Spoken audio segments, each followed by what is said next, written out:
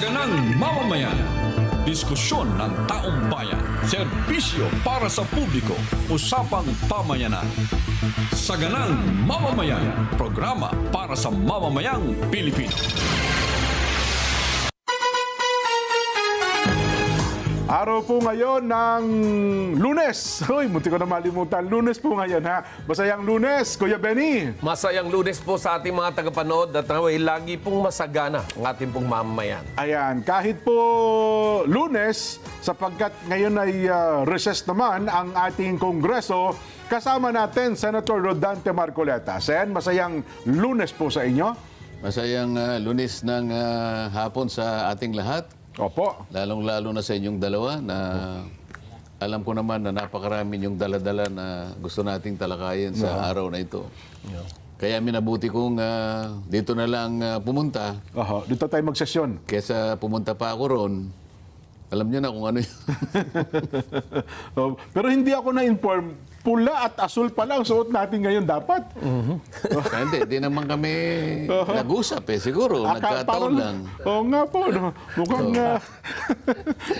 mukhang nagkausap kayo ni Kuya Benny. Ako hindi ata. Hindi, ano lang sa kulay? Orange to orange. Orange. Parang may binabadya kayong dalawa yung mga kulay natin. Ano?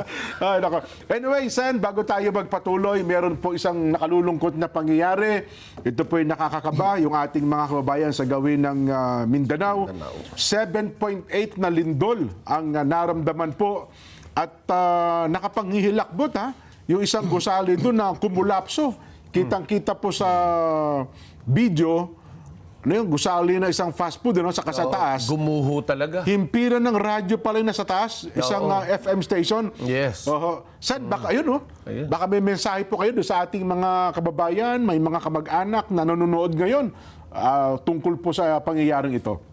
Nakakalungkot din na nagkaroon na naman ng ganyang klaseng sakuna sa Mindanao ito dyan. Ano? Opo. Alam ko, ang pinaka-epicenter nito doon sa may Sarangani. Sarangani. Kuya Benny, ano? Pagka ganitong dumarating ang mga ganyang mga kalamidad, na lalong-lalo na yung lindol, walang ano yan eh. Ay, Hindi mo napupursiya, walang ano, hindi mo napoporka, walang forecast yun, mabuti pa yung bagyo. Opo. Alam natin kung gaano ang lakas, gaano itatagal, kailan sasapit. Pero ito, wala pang naimbento po kasing mga kasangkapan na pwede nating i-predict po yung ano, yung Lindol. Yung pagtama ng lindol. pagtama at kung saan yung Ayun, no? pinaka-sentro niya. No? Baka sakaling bukas makarating kami ng isang kasama ko. Ayaw muna niyang pabanggitan sa ang pangalan niya. Pupunta ko kayo, mag-abot kayo ng tulong doon sa ating mga kababayan. Nag-uusap kami ngayon na Opo. hanggang kaninang dumating ka, Ay, baka mabuti. sakaling maayos namin. Oho. Baka kahit na papaano lang Opo. ay makatulong naman tayo. Mahalaga po yan doon sa ating mga kababayan. Yung maliit na bagay, lalo sa ganitong pagkakataon, napakalaki po yan sa kanila. Sen, no? Mantakin nyo yan, no? Yung mga bata. Kasi bali ba naman, Kuya Benny, Sen, simula ng unang araw po ng klase ngayon, di ba? First day of classes, Pero ang pinagbabadya naman, nagkakaroon daw ng flag ceremony. Ayun, Yung kasalukuyang mangyari yan. Kung kaya't So nakalabas sila. nasa labas Opo, sila. opo, mabuti. Nasa labas yung mga estudyante. Gumuho rin yung eskwela. Oo. Kasi 7:37 eksakto 7:37 a.m. nang maganap Flag po ito. ceremony talaga. Yes po. Oo. Kung yan yung oras siguro yung kalagitnaan ng klase. Pero may naiulat na ata mga namatay, no? May mga reported na ata o Wala pang Ano bang update? wala pang malinaw pero sa ngayon. meron Oo. Oo, pero ngayon nakita mo talagang gulong-gulo yung mga kababayan natin diyan. Oo. Ang nakapanghihilakbot, yung kanina, yung gusali po ng isang fast food chain. Mabuti na lamang, wala yung mga customer na sa loob, no? Hindi, tsaka makikita mo nasa Ayun, labas na yung kanilang mga Ayan mga staff nila, yung mga naka-blue na yun. Yan. Dito sa bandang baba. Oho. Ang mga staff nila, nakalabas na So, maaari natin masabi na wala nang tao sa loob ng building na yan nung nangyari yan. Siguro nung naramdaman nila yung pag-uga, nakalabas agad. At saka yung itaas pala niyan, parang FM station Ayun. Oho.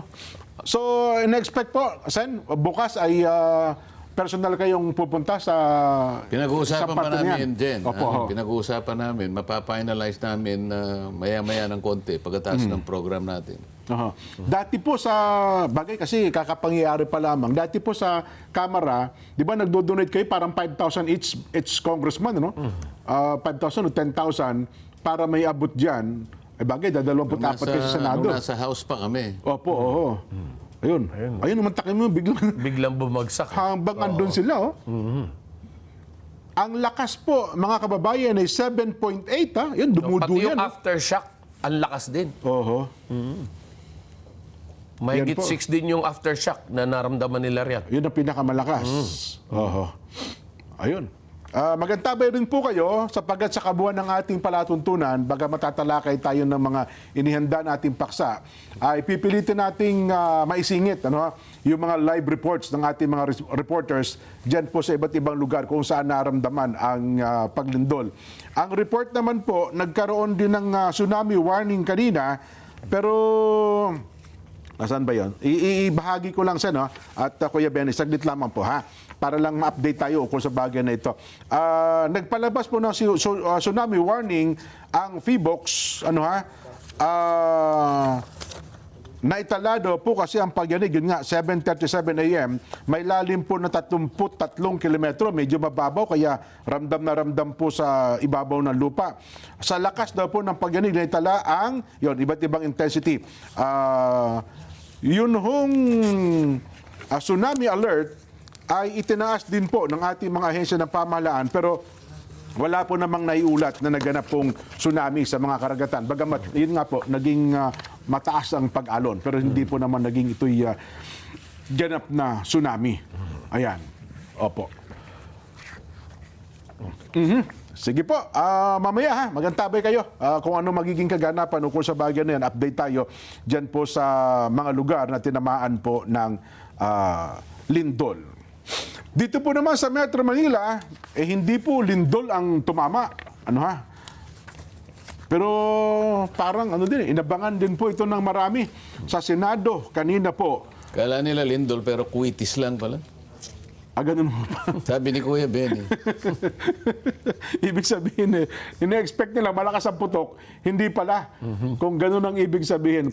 Ang amin pong binabanggit kanina ay nagpatawag po ng Blue Ribbon Committee, Gatchalian Group, sa pangunguna po ng kanilang chairman na si Senator Erwin Tulfo. Una, Sen, bilang isang senador po, ano ang naging reaksyon ninyo sa pangyayaring ito? Makwentuhan nyo man kami kung ano yung nangyari talaga kanina. Wala naman ako dyan eh. Yun na nga po, yun na nga po. Ho. Kaya lang, ang masasabi ko sa inyo dahil yung pagkaka-create ng Blue Ribbon Committee na pinangungunahan ni Erwin Tulfo, ang sabi nga namin ay unauthorized, irregular, illegal, unconstitutional. Dahil ang pinagmulan niyan ay reorganization na ang nagpasya ay 12 lang na miyembro ng Senado. Sa mga tweet, hindi nila iginalang mismo yung saligang batas na kung saan ay sinasabi na magkakaroon lang ng pagkakataong mag-transact ng business ang Senate kung merong quorum. Opo. At ang basis ng quorum sa aming pagkakaalam, at ito naman ang talagang pinanindigan namin, ay 24 senators. Opo. Hindi ko mo nagtatago si Senator Bato de la Rosa o kaya naman ay nakapiit si Senator Jinggoy, ay inalisan na sila ng kanilang status bilang kasama naming mga senador. Nananatili po silang senador. Opo. Ang napakahirap kasi nating kalagayan ngayon, Kuya Benny, napapansin mo naman, napakarami ng mga katauhan ngayon na talagang sumasausaw dito sa pinag-uusapan nating power grab. Yun nga ho ang gusto namin itanong dahil sinasabi na maraming legal minds ang nagsabing sila po ang legal. Kayo po bilang abogado, paano po natin mapaliwanag yun? Dahil Sila ba talaga yung ano? Sila ba talaga yung abogado o yung pinakamataas na otoridad na dapat natin pakinggan? Ako, Kuya Benny, Sen, 24 na yung abogado na tanungan ko eh. 24 din ang sagot na. Ngayon, namumroblema ako kung paano ko lalagumin yung 24 na Dahil kasagutan na yun, Sen eh. yung ganun hong sitwasyon hindi tuloy malaman ng tao kung ano yung tama at mali talaga sa pangyayaring yan. Yun nga yung nakakalungkot, Jen, Kuya Benny, dahil Opo. sa napakaraming gustong magpaliwanag. Hindi mo naman malaman kung ano ang political motivations ng bawat isa. Pero yung karamihan sa kanila, alam natin sapagkat meron silang political colors eh. Ayun. May political leaning na Oo. pinatawag. Halimbawa, yung palaging nababanggit dito sa programang ito, yung ex-justice ng Korte Suprema, na hanggang ngayon ay pinipilit niya na sumang-ayon doon sa proposition na yung 12 ay sapat na para mag-constitute ng quorum. Ang binabanggit kanina ni Kuya Benny, yung nabasa niya sa dyaryo. Opo. Isang malapad na dyaryo na nasa page 2. Litrato ko pa nga eh. Ang pinaka-title, ito, anunsyo ito hindi siya parte ng ano eh. Hindi siya balita. Advertorial siya. Advertisement siya, isang Yes. pahinang advertisement. Na sa aking palagay, ang nag-advertise nito, sapagkat itong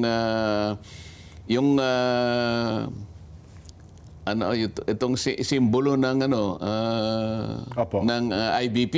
Integrated ay Bar of the nandito. Philippines. Opo. Nakalagay dito yung Integrated Bar of the Philippines. Ito yung kanilang pinaka-title. Napakalaki. Pag binasa mo, Great Legal Minds Agree. Tapos sa ilalim ng malaking titulo na yon, The Senate leadership of Gatchalian is valid and binding. So, doon pa lamang sa pinakatitulo, Kuya Benny. Alam na, talagang nakalinyado sa Alam amin. na this. Ito ay masyadong masasabi kong mapangahas na claim eh. Opo. Great legal minds agree. So pag binasa mo yung mga great legal minds na nasa baba,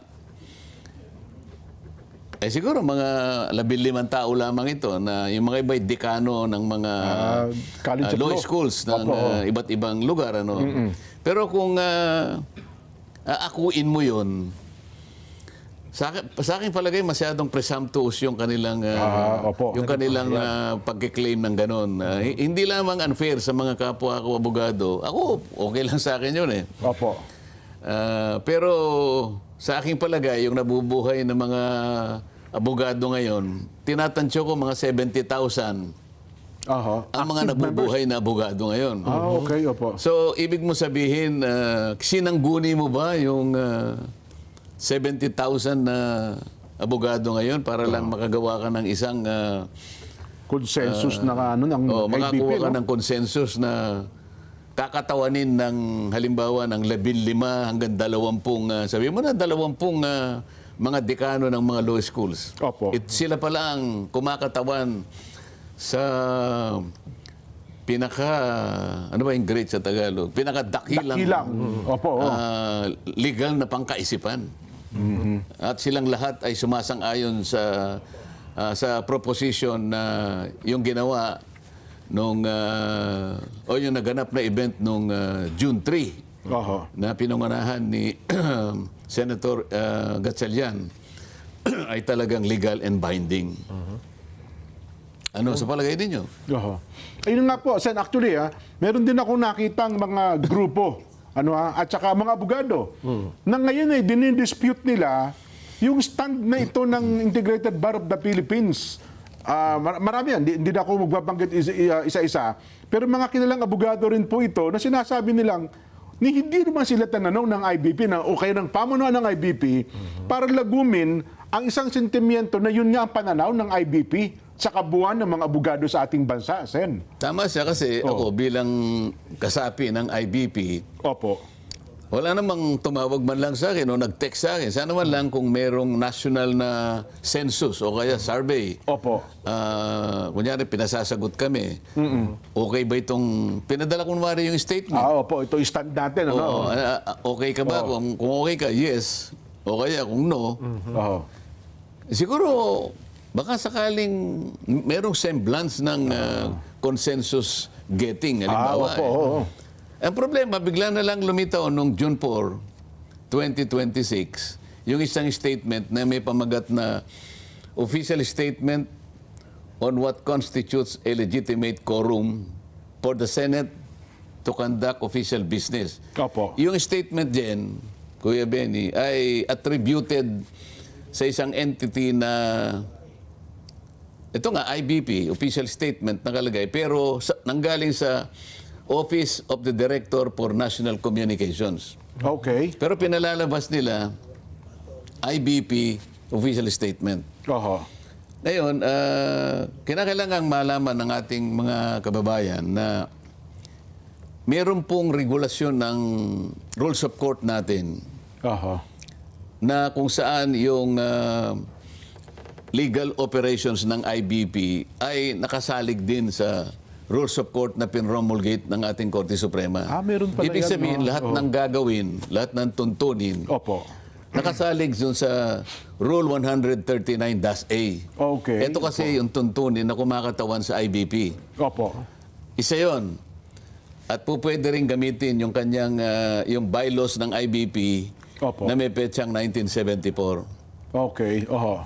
Itong IBP bylaws, tinangka itong i-revise sa dalawang bagay. Oho.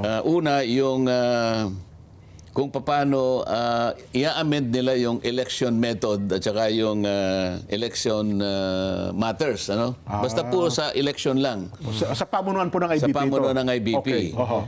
At yung isa naman ay yung mga members ng IBP na maaaring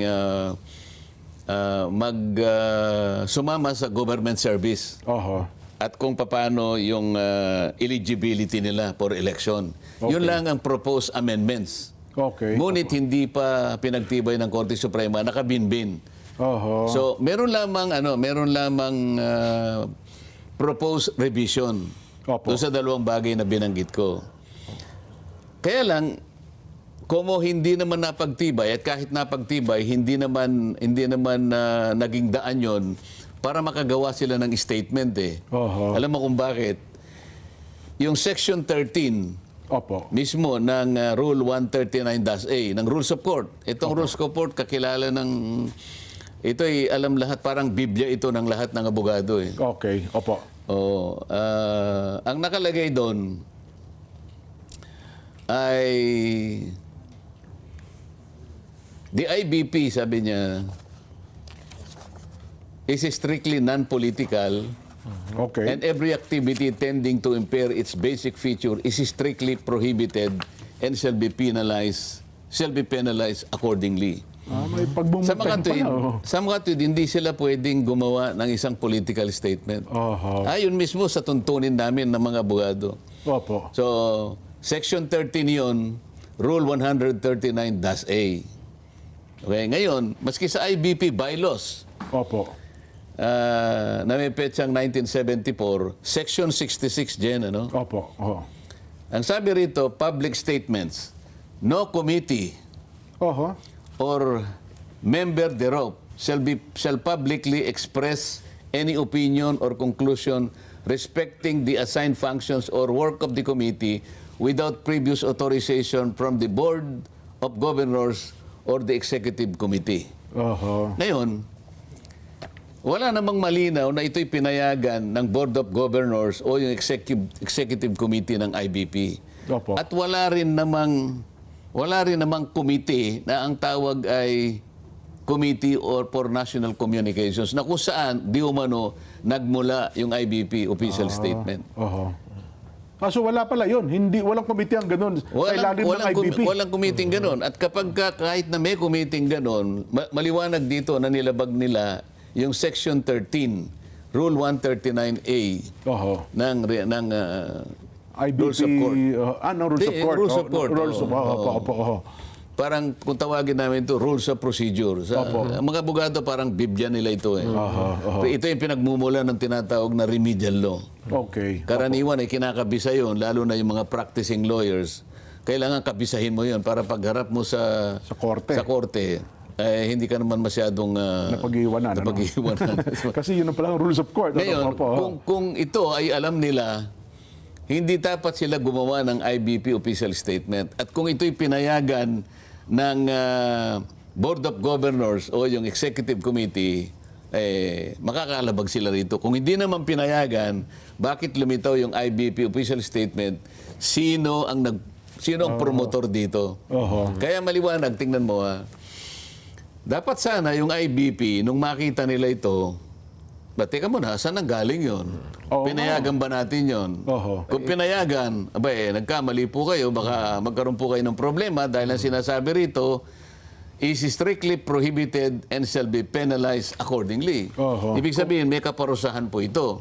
Kung hindi naman ho nila pinayagan, ano hong gagawin nila? No, ganun nga. Dapat tiningnan nila sino yung gumawa nito sapagkat ito ay inakala o ipinalitaw nila, ipinakita nila na nanggaling sa IBP. Oho. Dapat i-disown nila ito. June 4 pa ito Ngayon, lumabas itong binabanggit ko kanina sa'yo na nasa page 2 ng isang malapad na dyaryo, great legal minds, sabi niya ganun. Opo. Agree. At malamang may nagbayad pa niyan kasi kung IBP na naman ang nakalagay ron Hindi, advertorial Natural, may bayad, bayad yan. talaga po Hindi yan. linear. one page yun Opo, full page Ngayon, ito kaya ay papayagan ng karaniwang katulad kong miyembro ng IBP na alam ko naman na hindi sila pwedeng gumawa ng political statement pagkatapos ginastos pa yung pera ng IBP Oho. para sa ganon ay isang pahinang Ng dyaryo, ng malapad, opo. babayaran. Kung di ako nagkakamali, hindi bababa sa 150,000 ng isang... mahal din Tama pala po, yan, mahal yan. Ganun, Mahal yan. Lalo na broadsheet. Baka mura pa yun broadsheet ito Oho. Ganun pala. Isang buong pahina ginamit nila at pati ang IBP, yung Logo. emblem na nga, yung logo ng IBP nandoon. Ibig sabihin, meron silang pagsang-ayon dito sa ginawa nilang advertisement na ito. Oho. Ngayon, anong masasabi nila kaya nito? Ayan, great legal minds agree Oho. na yung ginawa daw nung June 3 is valid and binding. Mabigat talaga, no? So, actually, tama yung binabanggit mo, Kuya Benny. Kapag ka nabasa ng pangkaraniwang, parang ang dating tuloy ba, ang galing kasi mga abogado pala ito sa buong Pilipinas, samahan pala nila. Tsaka mga leader nila Oo. nagsalita. Ganun ang dating sa amin, Sen. Oo, pagkatapos, isang yung palagi nilang nagpapa-interview na ex-justice ng Korte Suprema, gumawa na naman ng sarili niyang opinion na ang basihan ng quorum ay 22 na lang dahil naka-PH si Senator Jinggoy At at wala. nagtatago naman si Senator Bato. Senator Bato. Ganun ho ba?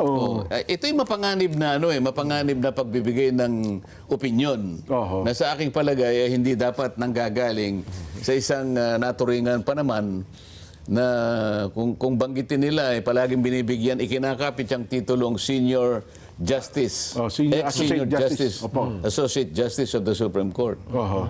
Kasi pagka gano'n at pinayagan nating tama yung kanyang opinion, Oho. pwede namang ipakulong kaming lahat pagkatapos wala ng quorum Di ba? Ganun talaga mangyayari ho doon, no? Halimbawa, Yun ay patutuhan doon. Mawawala ng saysay yung sinasabi sa aming rule, sa Senate rules, na Opo. para lang mapanatili o may balik ang quorum, merong may coercive power ang Senate Kaya nga merong arrest power Oho. So sa mga dito, ibig ba sabihin kung nakadetain yung isa sa amin, hindi pwede siyang ipatawag? Kahit na mga nakadetain na mga katauhan, mga personalidad, Oho. na ipapatawag Tsaka nangyari na yan. May mga pangyari na kung ganyan, di ba? Na kahit nakakulungin, nakatutupad bilang senador, Sen. Hindi kasi nawawala ang pagiging senador niya dahil nakulong siya. Oho. Saan niya ibabata yung opinion na dahil siya nakakulong lang? Oho. Bakit? Nakakulong lang, ibig ba sabihin, sinabi mo, guilty na yan? Hindi ho. Wala pa naman, hindi pa Hindi pa naman proven. nag-umpisa yung trial. Beyond reasonable doubt. Oo. Ngayon, ang talagang doktrina ay na inuulit-ulit natin ay kapag wala ang senador sa ating bansa, doon lamang outside siya ng coercive jurisdiction or power ng Senado. Pero pag nandito, nakakulong man o hindi makita, ay hindi pa siya nawawalan ng ano. Ang sinasabi niya kasi sa Section 5 kanya ng plunder law, nagkakaroon kanya ng parang yung preventive suspension. Opo. Ayan, ano. At saka naman doon sa isang provision ng charter ng ombudsman, nagkakaroon din ng parang preventive suspension. Inaakala niya nang dahil doon, nai-strip na yung tao ng kanyang status bilang senador ng ating bansa. Para sa ganon, yung basis ng quorum, mag-iba din. Mapanganib yung mga ganong klaseng pagbibigay ng opinion. No? At ang matindi niya, sir, sumisitas pa po kasi ng mga naunang pagpapasya ng korte. Tapos, siyempre, yung mga tao na wala namang background sa legal, kapag ka narinig yun, sapagkat may taguri, no? Ganito ang ganito ang posisyon, ito ang nire-represent niyan, mapanganib talaga, Sen, kasi ang dating sa tao nun, kapag ka siya nagsalita, otoridad siya. Yun ang totoo, yun ang dapat nating tanggapin. Pero, ang nangyayari nga, disputable, debatable itong mga isyong ito, at dapat mapiho talaga natin ng ating mga kababayan, sino ang nasa katotohanan, Sen? Sino ba? Ganun nga eh. Especially Sen, sa mga taong masa na ang kaalaman pagharating sa batas ay hindi naman natin masasabing limitado. wala, Oo. pero limitado. Well, iba po yung basa sa ganitong mga lumalabas sa pahayag at yung mga nakikita nila sa internet, of course. Oo. Di ba? So, paano ano magandang gawin natin para maiparating sa tao yung tunay talaga na nangyayari?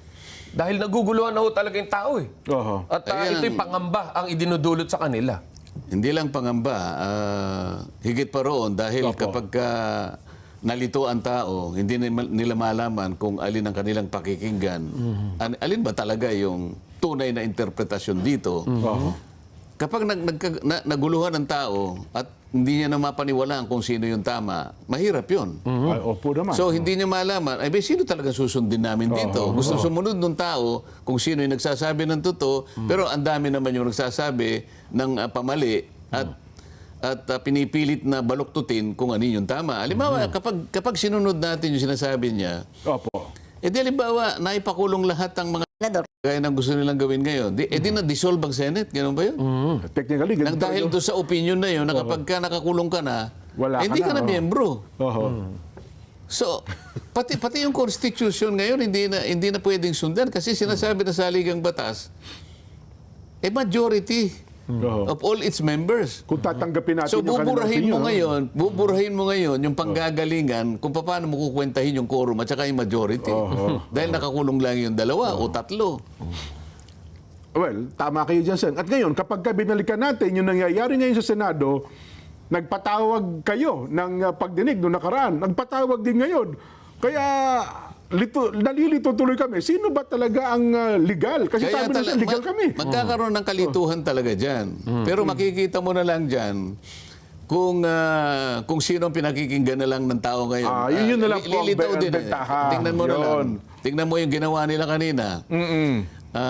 Ang sabi nila ay yun ay pagdinig ng Blue Ribbon Committee. Opo. Ang totoo niyan, yung lahat ng mga gagamiting materyales na siya yung magiging basis ng pagdinig na yun, sinitas nila. Opo. Magmula doon sa mga naunang mga pangyayari at saka yung mga iba't iba pang mga privileged speeches na patungkol doon sa malaganap at may skandalong flood control projects. Yun ang naging referensya ng pagdinig kanina at nagpalabas sila ng notice pati yung 18 Marines ay kanilang inimbita. Pero ang nangyari, bigla na naman silang kumorba o biglang nagkambyo. Opo. Hindi naman daw hindi naman hearing, Oho. kung hindi parang consultative meeting.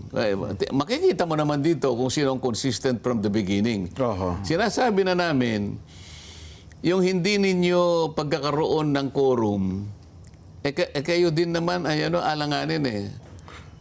Hanggang doon lamang sa pagnonominate nung akala nila kapag ang ninominate nila ay yung President pro tempore, okay na yon. Oho. kung yun ay na-elect mo na, Opo. sinong pipigil sa'yo para i-elect mo na yung Senate President?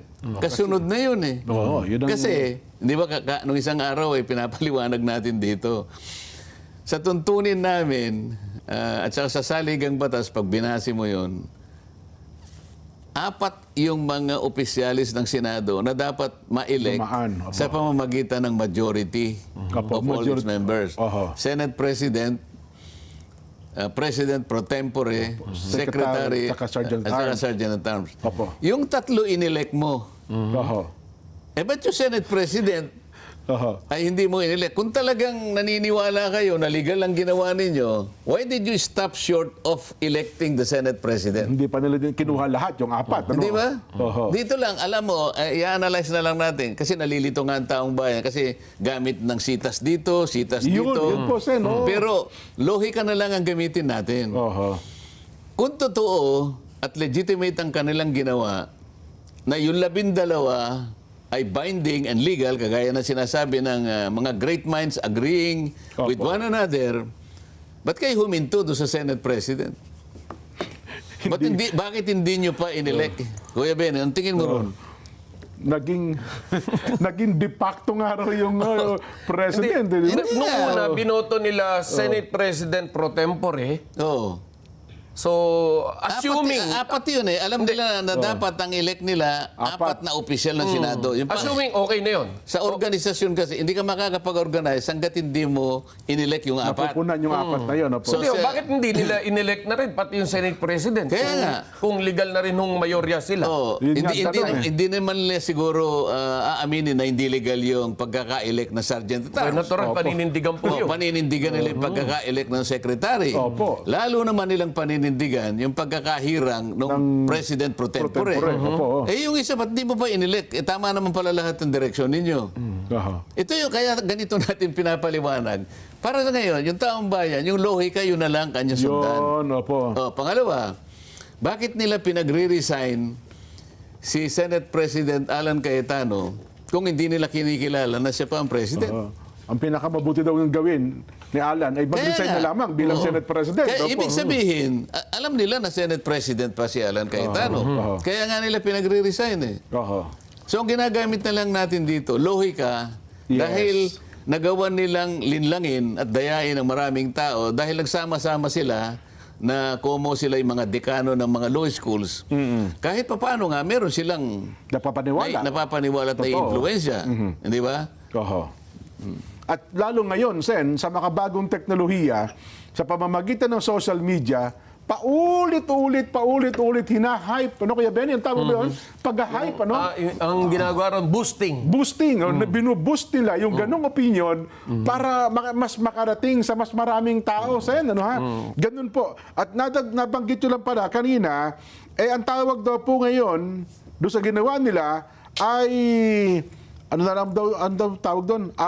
Isa na lamang daw pong pagpupulong at orientation. Consultative meeting. Yon, consultative meeting at isa daw pong organizational briefing. Hindi na po BRC investigation pala ang nangyari na yon. Mamaya, pag-usapan natin ang nakalulungkot na pahayag ng mga senador at ito'y sinusugan pa ng mismong tagapagsalita ng AFP at ng Philippine Marines na para bagang minamaliit nila, binababa ng husto ito hong 18 dating sundalo. Yan. Mamaya po, balikan natin yan, ha? Kayo po ba'y maglalakbay sa pamamagitan ng ating mga sasakyang pandagat? May paalaala po ang PPA, panoorin po natin ito.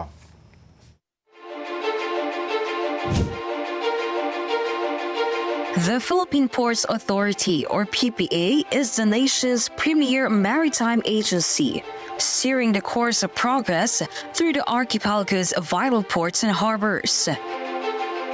PPA is among the strongest economic performers in Southeast Asia, according to Drury Maritime Research. This translates into bigger figures for the economy, creating a ripple effect in all sectors.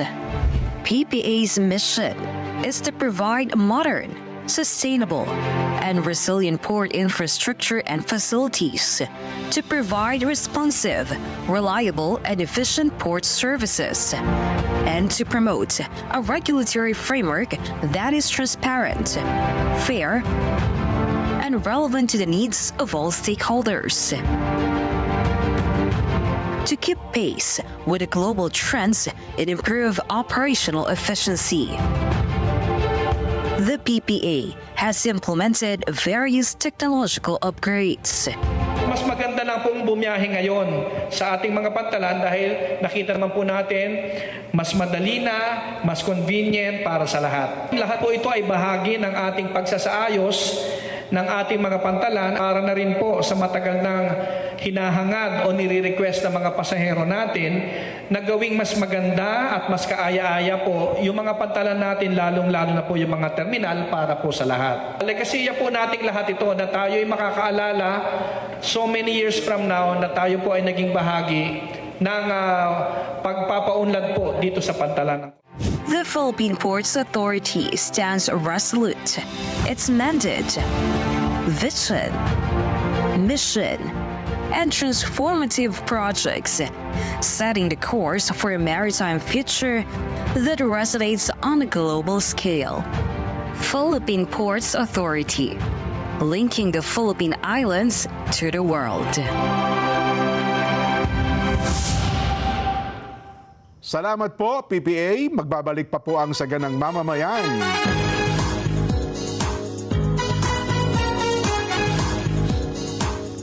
Mga kapatid, mga kabarangay, mga kasambahay, mga ka-SGM, panaloklak na. Heto na po ang panalo tip para masulit ang budget natin sa bahay. Doon na po tayo sa Always Panalo. Yan po, pure gold, mababa ang presyo, very convenient. Sa dami ng stores, nationwide at laging kumpleto. Meron din pong Pure Gold mobile app para po naman sa mga ayaw lumabas. Pwede po kayo mag-order at magpa-deliver via Pure Gold Mobile. Scents by Savalgar. The sense of royalty has 35% oil concentration of fragrance, long-lasting for men and women. Find your signature scent. Discover the perfect fragrance for every mood and occasion. Scents by Savalgar, amoy mamahalin na presyong mamahalin. Mabibili ito sa RAH Central Office, San Fernando, Pampanga, RAH Caloocan Satellite Office, RAH Kings Empire Corporation branches nationwide. Meron din po silang online store sa TikTok, Shopee at Lazada. Ayan.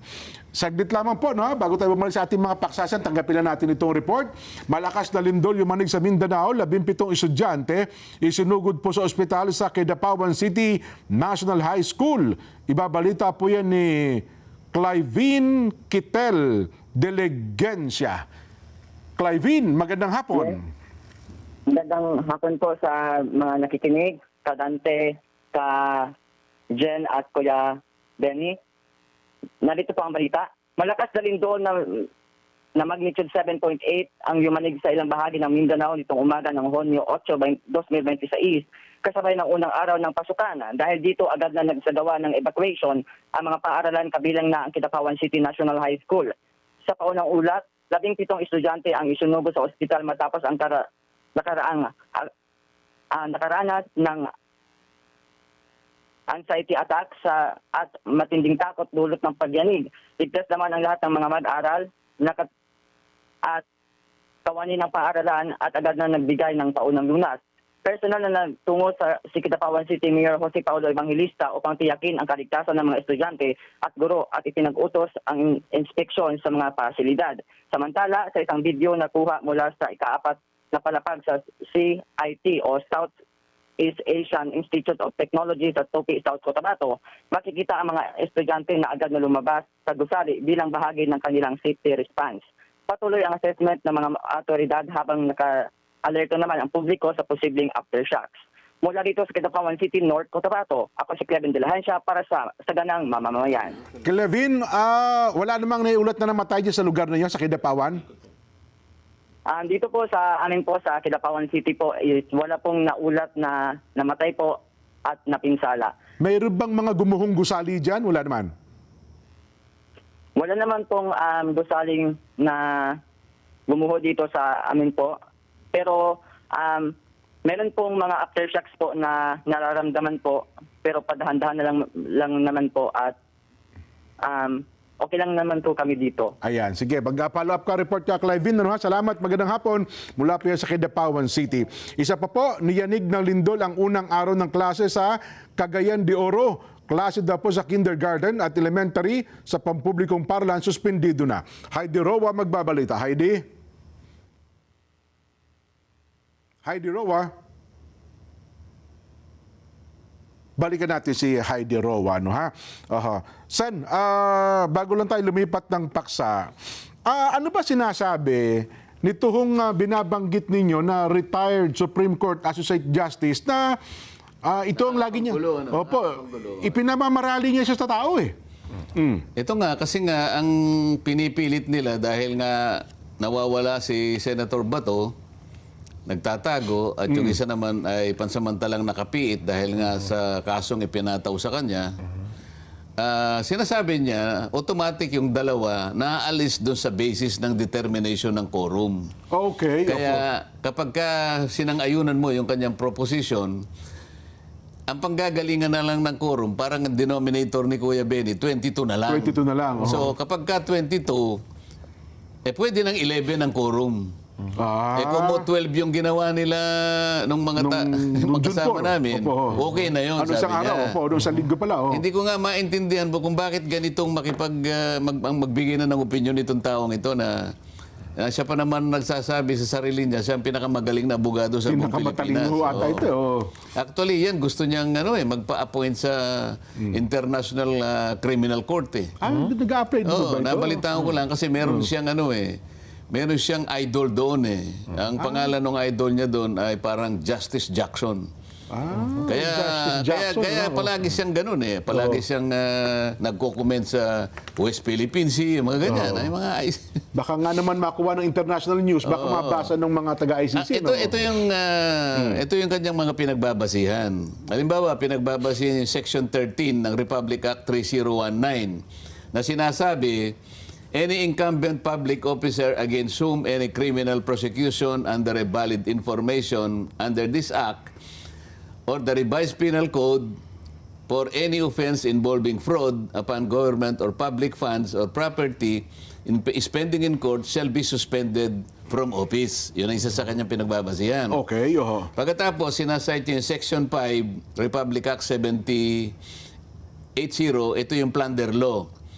Any public officer against whom any criminal prosecution under a valid information under this act in whatever stage or of execution and mode of participation is pending in court shall be suspended from office. So itong opo. Ayaw niyang tanggapin na pagka suspended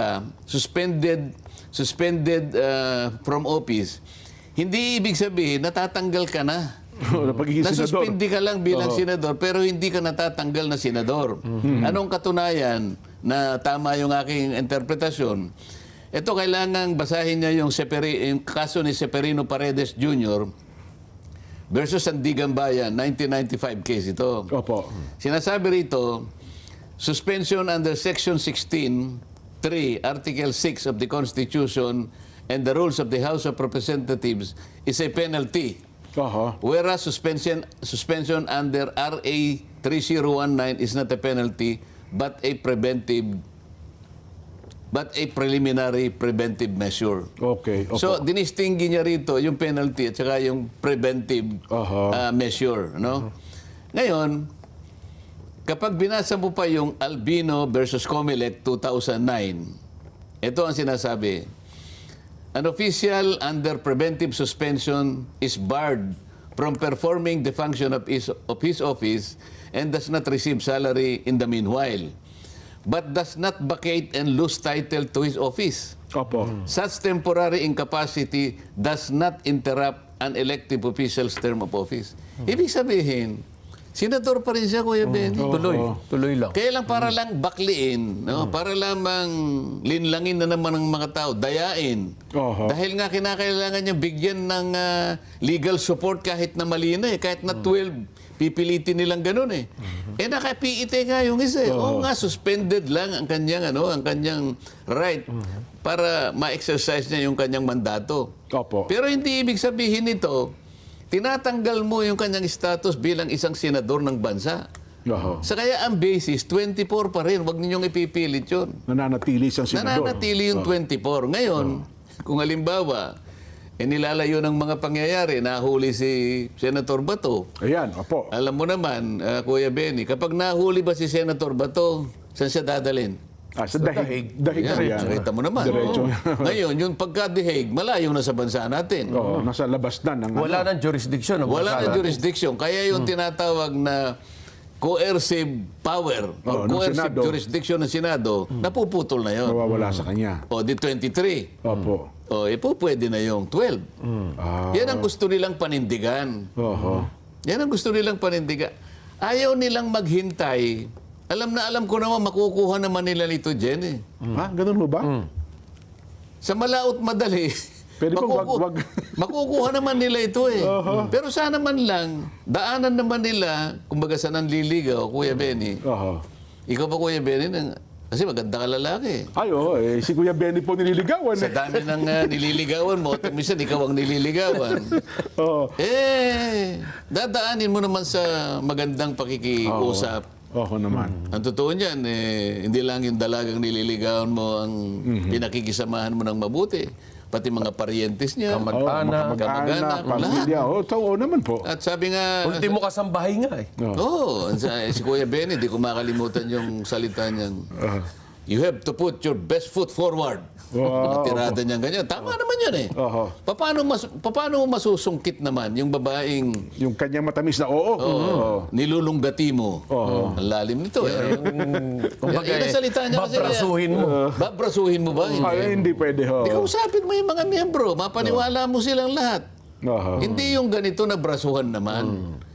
Kaya ang banggit namin, power grab naman. Wag naman ganon. Wag shortcut. Wag shortcut, wag mong i-abbreviate. Ipipilit mo yung 12. Sino maniniwala sa'yo kung di yun lamang gusto mandaya? Pero Magsamantala, sa kasalukuyang nagaganap ngayon sa Senado, ano pa ho kaya ay nakikita natin na sinasabi na ang huling maaring hantungan nito yung Korte Suprema na, no? Yung grupo po ng Cayetano wala po bang Hindi, ang hakbang na ganon? nagsuggest ng Korte Suprema yung dating presidente ng Senado, yung kaibigan ni Jen. Sino po yun? Yung kaibigan mo taga Iloilo. Si Toto Franklin Drilon. Yes, Kagid niya. Kasi manwa ko yan mo.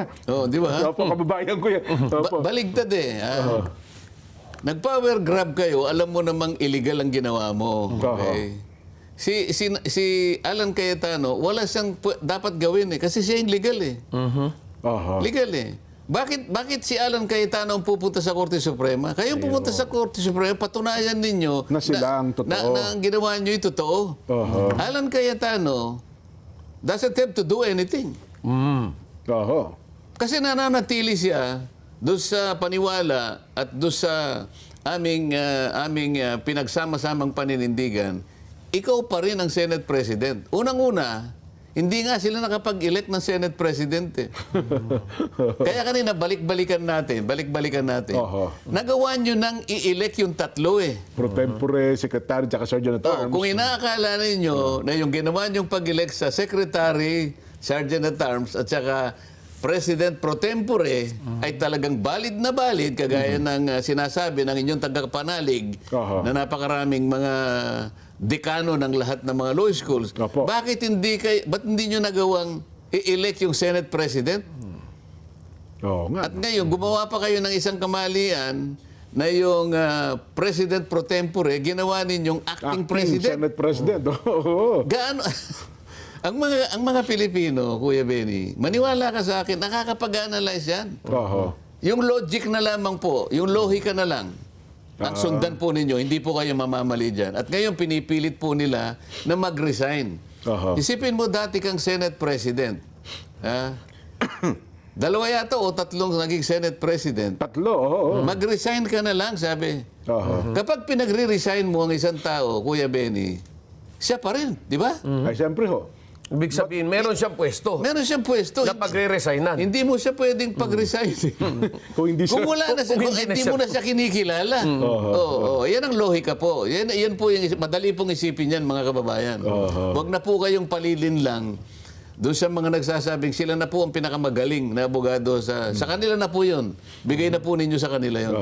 Pero nung isang, para kayo naman, kahapon nata, linggo o sabado, naglabas din po ng kanyang official statement si Senadora Loren Legarda na nagsasabing yung pagiging Senate President pro tempore ay hindi rin pwedeng mapalitan kasi kulang.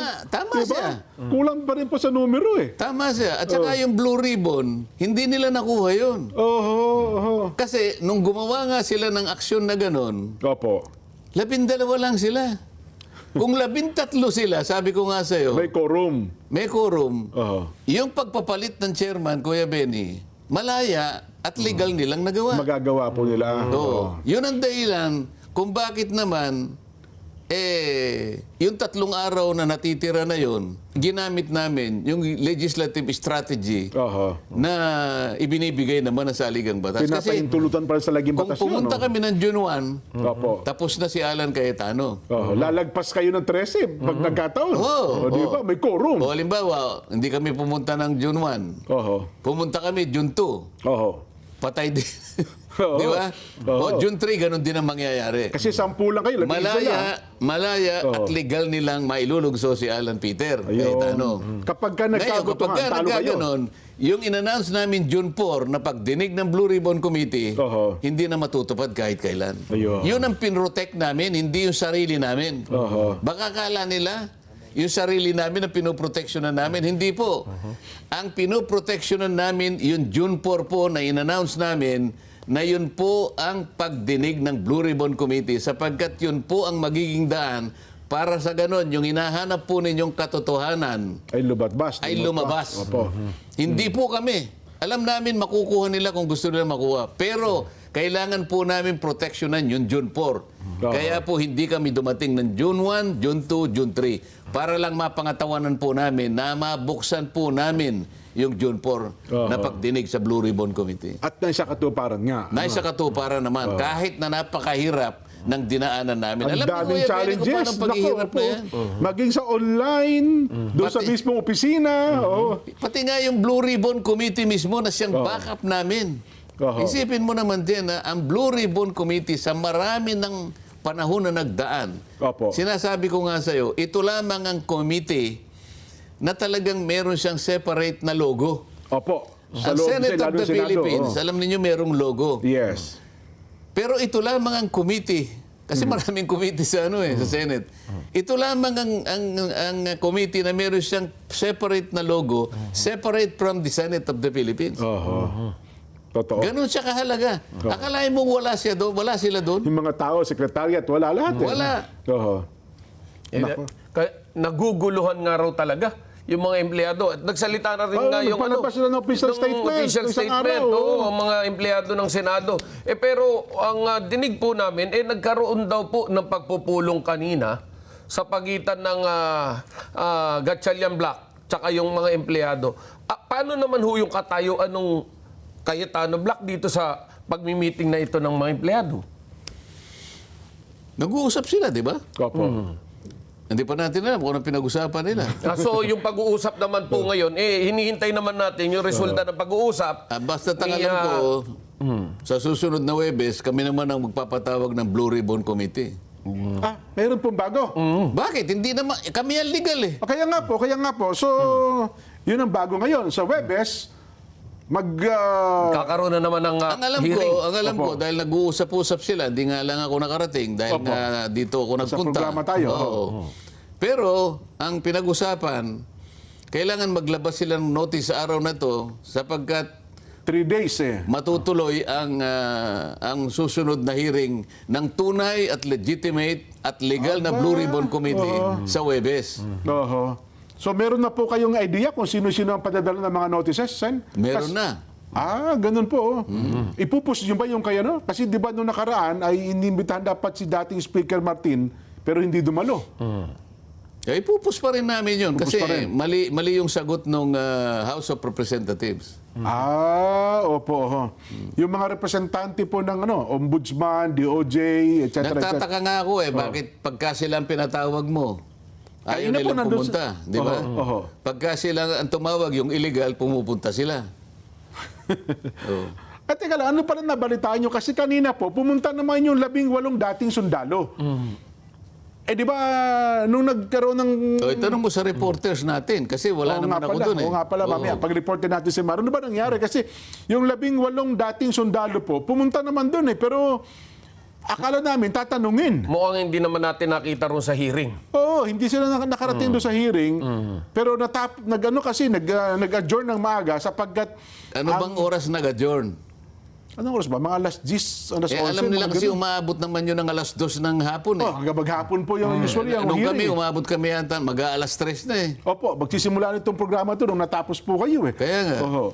Pero ang ibig ko sabihin, akala ko pa na hinahamon nila yung 18 dating sundalo. bumarap kayo. Nagpunta. Oho. Kaya lang, ang balita ko, mukhang ayaw nila lang papasukin sa session hall. Aba. At sila na yung mismong nag-adjourn ng meeting. Oho, kasi daw yung maagang pag-adjourn ay nakakuha po siya ng magandang kadahilanan kasi tututukan daw po ng mga sangay ng ating pamahalaan ng nangyaring lindol doon po sa Mindanao, Sen. Ay, nako. Ay, teka lang, ito, ewan ko lang kung ano masasabi nyo rito. Matindi itong babala ni NBI Director Melvin Matibag, maharap daw po sa kaso ang mga senador at mga testigo na lumahok sa Blue Ribbon hearing noon pong June 4. Na sinagawa po ng grupo ni Senador Alan Peter Cayetano. Hindi kayo protektado ng parliamentary immunity. Lahat ng sinabi doon, tulad daw po ng mga pag-atake, kabilang na ang mga akusasyon, maraming mga akusasyon, para kasuhan ng libel o kanang slander. Ang mga senador naman anya na namuno sa pagdinig ay maaaring makasuhan daw po ng usurpation of authority at paglabag sa Republic Act No. 6713 o ang Code of Conduct and Ethical Standards for Public Officials and Employees. Sen. Baka sinasabi niya yung mga illegal na nag-reorganize, di ba? Opo. Kasi 12 lang sila Yun ang usurpation of authority. Ayun. Di ba? Kasi ang kinukod niya yung June 4, Sen. Baka nagkamali siya ng date. Tandaan niya, Opo. abogado pa naman siya, patunayan niya na yung 12 ay legal ang kanilang ginawa. Yun ang maliwanag na usurpation of authority. Yeah. May sentimiento kasi, Sen, yung 18 dating sundalo. Ako lagi ko sinasabing dating sundalo kasi nililinaw pala ito ni Attorney Levy Baligod na yung 16 doon ay tauhan ng Marines pero meron natang 2 o bilang na hindi dating sundalo. Sabihin mo na lang na ex-soldiers. Yan, opo, 18 dating sundalo. Pero ngayon po, iba'y tinatawag na 18 kargador, 18 bodyguard, 18 tagabuhat ng maleta, At pagkatapos, ito po ay sinang-ayunan pa ng mga tagapagsalita ng hukbong sandatahan ng ating bansa, AFP, at saka ng Philippine Marines. Hindi, mali ka doon. Opo. Ang nagpasimula ng initiative para hindi sila kilalanin na ex-Marines o Opo. ex-soldiers ay yung mismong Armed Forces of the Philippines. Ang AFP po mismo. Nabasa ko sa dyaryo Oho. Ang kanilang panawagan ay ipinadala sa mainstream media. Okay. Opo. So, ngayon, kaya Huwag ka makikita tawagin mo, ganun. Oho. basahin mo lahat ang mga column sa sa mga dyaryo ngayon. Opo. Nang dahil sa pakiusap na 'yon, ay hindi na nila tinatawag na ex-Marines or ex-soldiers. Opo. Kung hindi, tinatawag silang... ngayon, makikita mo. Ex-bodyguards na. May nakalagay. Karamihan ang tawag. Mga bodyguards, bagmen, Opo. Maleta man. Kargador, maleta Kargador. man. Opo. Sa mga kapatid, ang media, ito wala tayong inaakusan dito kasi basahin ninyo yung dyaryo ngayon. Opo. Ipinadala ang pakiusap sa media mismo. Opo. Yun pala Sa mga napakita kapatid, sa TV. yung media Oh. ay tinanggap niya yung pakiusap. Siyempre po, yun ang report. Ngayon, ang medyo mabigat ngayon dito, yung pagtawag sa kanila, parang may pag-aaglahi na Kanina narinig ko sa mismo, doon sa kanilang illegal na hearing, tinawag silang kargador. Yan, opo. Kuya Ben, halimbawa ikaw ay isang dating public teacher na malakas ka pa naman at makakapaghanap buhay ka pa, pinili mo halimbawa na sa pagiging private mo na, hindi ka na public school teacher, Nag-tutor siya halimbawa, no? nag-tutor ka Yan, halimbawa, oo.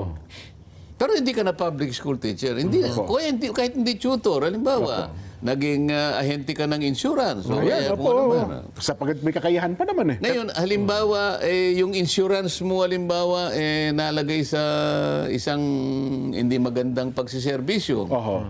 Nakasangkot ka ron. So, yung bang pagiging teacher niya, nakasama lang naman, wala naman siyang kasalanan. Yung may kasalanan siguro, yung kanyang pinagsisilbihan. Opo. Katulad nitong mga, ako sinasabi kong ex-soldiers. Dahil sundalo naman sila, nagalay ng buhay nila. Oho. Ang makikita mo kagad dito na hindi na balanse, yung pinagdideliveran nila ng maleta, hindi man lang nila, Hindi kinundi na. walang pagkukondena. Opo, oo.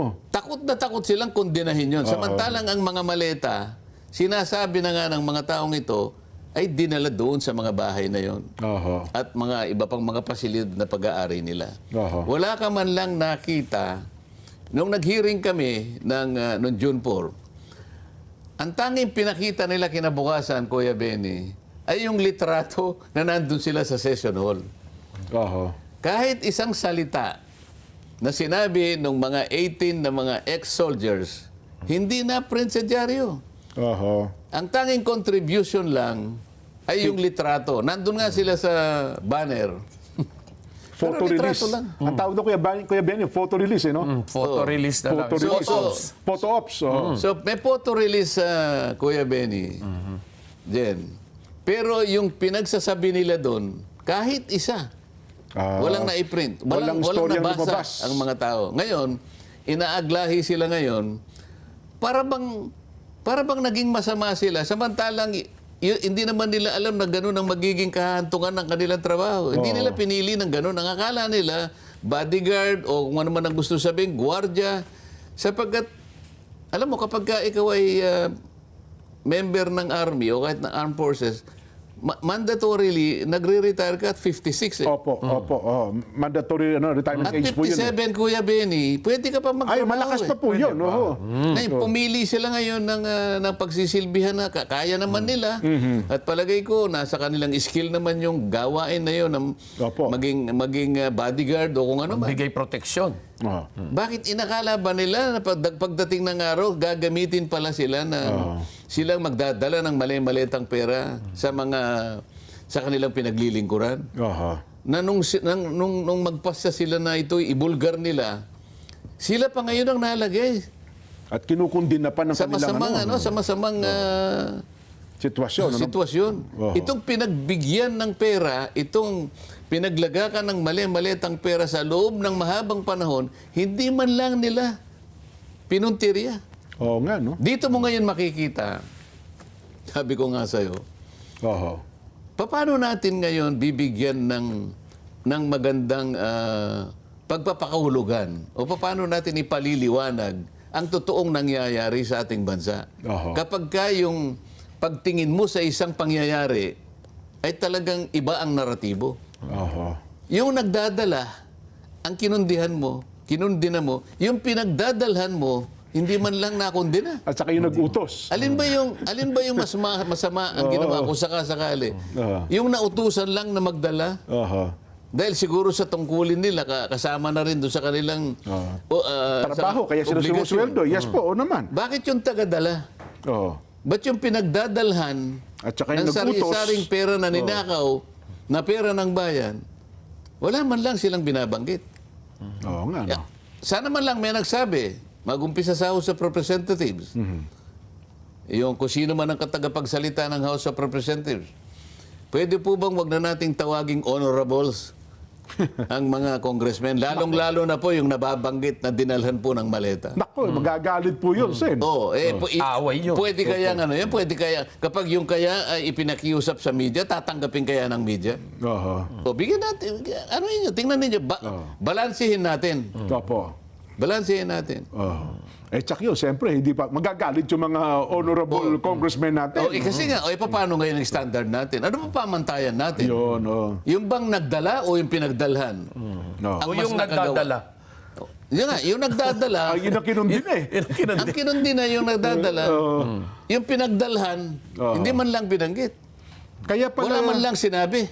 Kaya pala, Sen, kayo nang nagsimula, nung na-ambush interview si Attorney Baligod, yun ang kanyang pinahayag, nagsisintimiento daw yung 18 former soldiers sapagkat bakit daw ganon ang pagtawag sa kanila? Masyado niya silang inaaglahi, dinadown.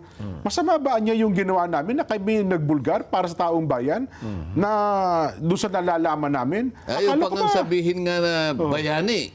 yun. Ano kaya ang gusto nilang sabihin? Yung bang ginawa nila, hindi po ba nasangkot po sa peligrong kanilang buhay? Oho. Masasabi ba nyo na yung ginawa nilang pagbubulgar na yon, yung halos silang lahat ay naging whistleblower, yun ba simpleng gawain po yun? Oho. Hindi ba nalagay sa panganib ang buhay nila at ang buhay ng pamilya nila? Ay, tsak po yun. Pagkatapos pag tinawag mo silang bayani, alang-alang doon sa kanilang sakripisyo na ginawa nila yon dahil gusto nila na maayos nating maisagawa ang isang tapat na pag-iimbestiga para sa ganun mapanagot natin ang lahat ng may kasalanan. Yung ba sa inyo po ay hindi kabayanihan?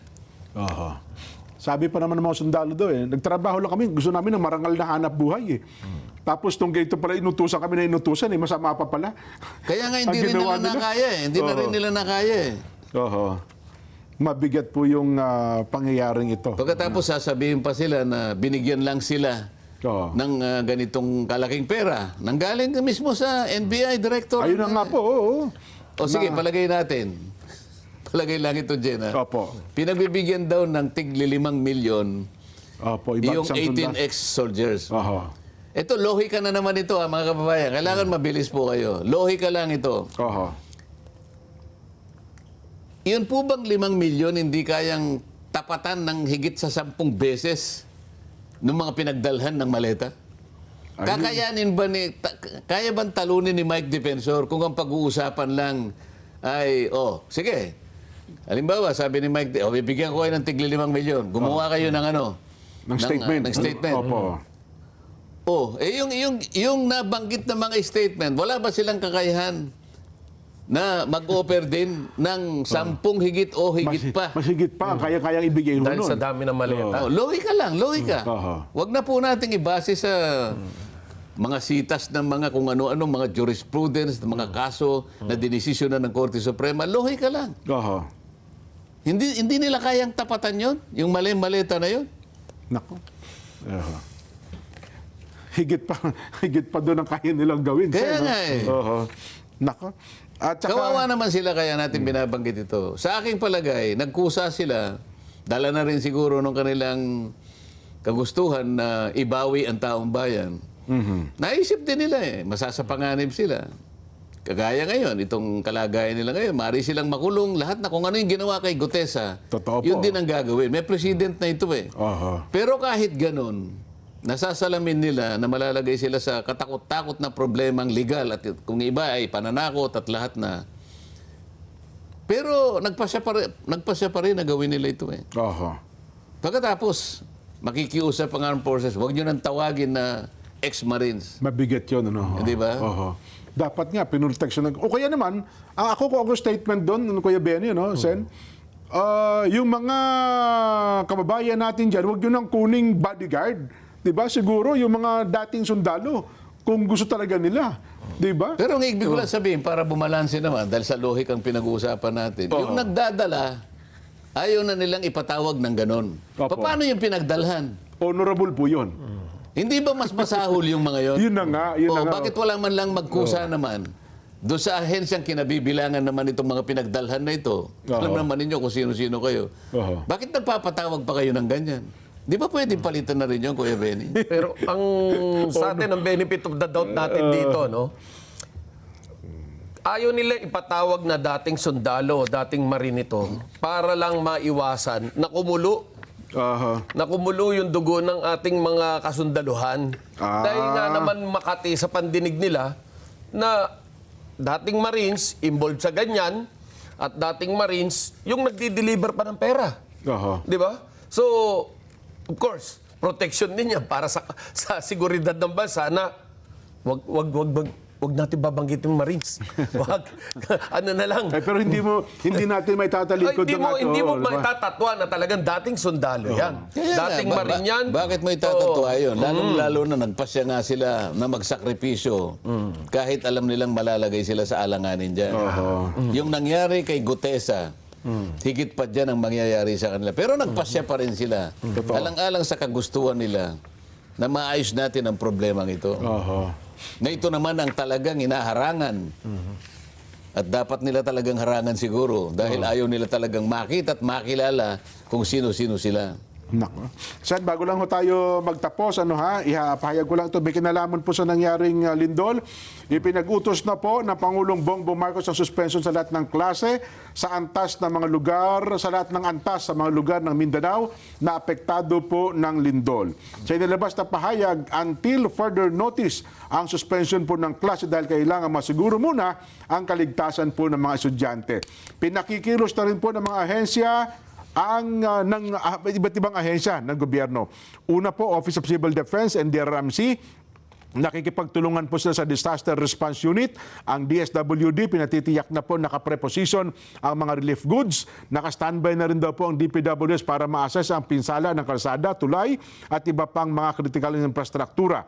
At hindi rin sila handa rin naman sila sa mga clearing operation ng kalsada para po sa rescue at relief operation.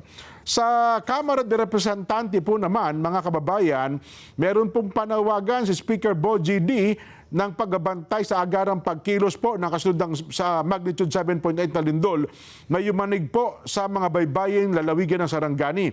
Ipinahayag po ang pag-aalala para sa mga komunidad at payo po na mahigpit na sundin ng utos ng paglilikas mga abiso ng mga ahensya ng pamahalaan.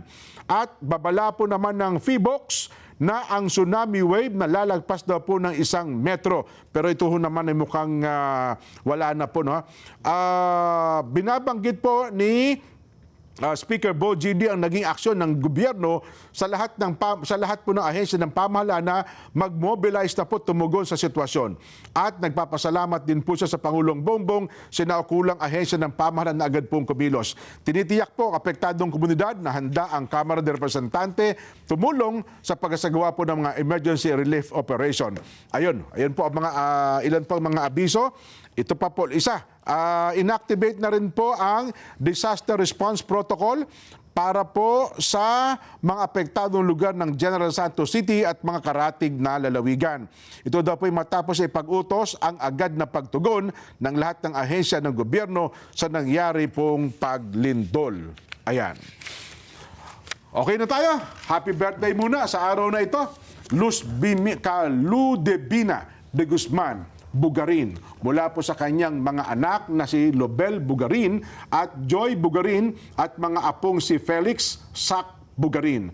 Happy viewing po sa mga nanonood mula po sa INC Secretariat Office. Ay, marami pong salamat. Magandang hapon po sa inyo. Ang Kaed Pelayo pala, nag-text din sa atin. Kaed, magandang hapon po sa inyo. Kasama daw po ang ka Oliver de la Cruz at ganoon din po ang ka Fred at mga kalihim. Yan. Ka-Edpel, magandang hapon po. Maraming po salamat sa patuloy ninyong pagsubaybay sa ating palatuntunan. Kuya Benny, may mga babatiin ka rin dyan. Yes, bumabati rin si Direk June Selbido. Si Jano Selbido, no? At sinasabi niyang ang linaw ng paliwanag ni Senator Marcoleta. Yan. Si Aida Flora, nanonood din sa atin. And of course, yung mga kasama natin sa Lions Club. Ayan. Ka Norbert Del Rosario ng Quezon City, mamalagi sanang matapang at matatag, Senador Rodante Marcoleta. Ay, dati na po matapang at matatag. Yeah. May pahabol pa po. Pasensya na kayo, ha? Parang yan, yung bumabating si Banat Bay, matapang din. Ganon? Nanonood ba kayo sa atin? Oo, kinukumusta niya si Senator Marcoleta. Namimiss ka na raw niya. Yan. At saka si PH Update Sen, Yan, lagi din po nakasubaybay sa atin. Meron akong gustong batiin si Badong Aratiles. Si Kabadong, Lagi din Meron ko bang number ni Badong Aratiles? Wala pa po Meron sana akong isasuggest lang sa kanya kung ganon. mamarapatin niya. Yan, nanonood naman sa atin. Kabadong, i-message nyo nga po kami at Aabot naman kaya sa kanya ito? oo, kung hindi mo siya nanonood ngayon, ay may magpaparating sa kanya. Yan. Sa dami ng nanonood. Sa dami nanonood sa atin. Tsaka nag-monitor din po sa ating palatuntunan. Sakaling hindi ko siya makakausap, baka may magsabi sa kanya, gusto ko lamang isuggest yung dadagdagan niya yung pagtatawa niya. Yung, Ganun ba? yung Mas every masaya. kasi nagugustuhan ko yung pagtawa niya. Maraming tagahanga yan si Kaya alam ko minsan Badong nakikita Aratiles. ko pagka yung medyo pagkaseryoso, nakakalimutan niya yung tawa niya eh. Ganun. So kahit seryoso, dapat tatawa pa rin. Yeah. Oo, yung basta ganun eh. Butoy Rivera, kailan doon ako tatawa talaga kayo? yung tawa niya. Yan, Yan. parang sa palatuntunan sa ganang lang, sa ganang mamamayan lang, Sen, ano? Yeah. Kahit mabigat ang ating tinatalakay, kahit paano napapangiti pa rin tayo. Hindi, Kasi, isa yung ngiti lang, yung sa kanya, yung tawa niya talagang may dating. Bigay na bigay. Maganda yung tawa niya. Yung ba seryoso pero bigla siyang tatawa, medyo ano ko eh. gano'n, Gusto ko lang dagdagan niya yun. Ayun. Kabadong, may message nyo rin kami, ha? Pabati daw po sa ka Gerald Madarang at mga pamunuan po, Benji Ianesa, Alex Arquesa, at Anthony Asuncion. Salamat po, binabati kayo ni Ate Maida Maligaya. Diyan po sa bahagi po ng Santa Cruz, Laguna. Yan. Ang Kuya Richel, diyan po naman sa bahagi ng Mindanao. Uy, kamusta po kayo? Hindi ba kayo naapektuhan ng lindol diyan? Ano ha? Ayan. Yan. Si Kuya Joey Lipa, diyan po sa bahagi ng Lucena City. Ayan. Si Ginoong, sa kanyang vlog naman ay Autentico. Diyan sa Lucena. Si Kuya Joey Lipa. Ayan. Yan. Si Sardi Rivera, nanonood din po sa atin. At hangang-hanga kami kay Senator Rodante Marcoleta. Yan. Si isa pang vlogger na nanonood din sa atin, si Teacher Mark Reacts. Tama ba? Magandang hapon po sa inyo. Happy birthday po ka Ginny Nofuente Almeda ng National City, San Diego County. At happy birthday po kay Jay Perando ng Iloilo City. At ganun din po sa lokal ng Alao, distrito ng Santa Rosa, Nueva Ecija.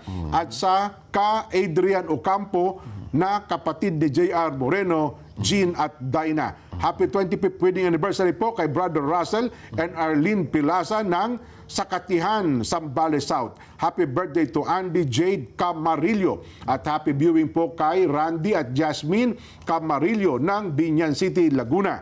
Happy birthday to Brother Keith Frederick De Zausa ng Antipolo, Rizal. At happy viewing po sa lahat ng district staff ng Batangas sa pangunguna po ng Pedro Castillo, Brother Pedro Castillo at ka Felman Reyes, ang amin pong pangalawang tagapangasiwa, nakatutok pong palagi sa ang Batangas sa SGM. Pagbati po mula kay Kuya MR. At sa Makati pala, ang ka Jun Tapang, ayun, ka Jun Tapang, sa lahat po ng buong staff ng distrito po ng Makati ay maraming salamat po sa inyo, ha. Happy birthday to Brother Davis Flores ng Central Office. Ayan. Ihabol ko lang dyan na yung iniisip naming susunod na hearing ay pag-uusapang mabuti, kung tama yung date. Kasi ang gusto naman kasama ko, pag-usapang mabuti para ma-firm up lahat ang kung sino pa yung dapat na tawagin. Aha, opo. So maaaring hindi matuloy yung sa Webes dyan at kailangan magantabay na lang mga kababayan Ano ba? natin. Hinayang na. Nilista ko na, inikutan ko na yung kalendaryo ko. Saan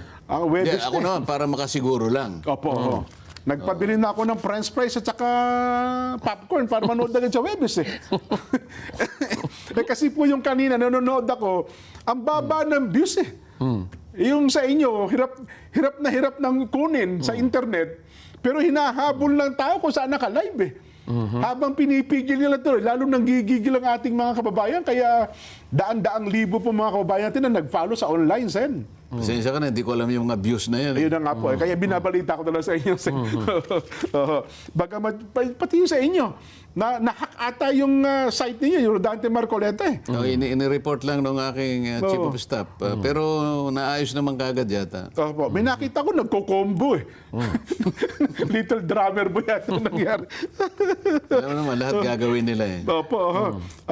Ang mga tropang active daw po sa San Francisco West Avenue Extension, marami pong salamat sa inyo. Ang Kuya Don Orozco, may pinababati nung isang... Anong West Avenue naman? Iba pa po ito, West Avenue dito po sa atin. Kasi San Francisco West Avenue po. Iba po yung sa... Bigla mong pinasok si Don Orozco. Opo, ito naman yung San Diego po. Ito si Kuya Don Orozco. No, ha? Ang mga taga West Office Ministers. Ayan. Ka Art Bayran, ka Jun Ginto, ka Jun Casanova, ka JR Del Rosario, Abe Nazareno at Sister Riza Nazareno. Salamat po. Binabati kayo ni Kuya Don Orozco at ganoon din po ang ka Jojo Galiebo diyan po sa bahagi ng San Diego, California. San Jose pala. San Jose, California. Ayan. Sen, salamat po. Kahit Lunes ay nandito kayo. Ano ha? Walang ano man, Jen. At Opo. ang importante rito ay mapagsilbihan natin ang ating mga kababayan. Kumusta po kayong lahat, taga dyan sa Mindanao? Kami po ay nalulungkot sa nangyari. Sana ay magawan ng pamahalan lahat ang nararapat para po mamitigate po yung inyong kalagayan ngayon. Ayan, ano po. Paano? Kuya Benny? Well, ito na naman tayo't bitin ang napag-usapan, pero asahan po natin hanggang sa susunod na balitaktakan. Yung bye!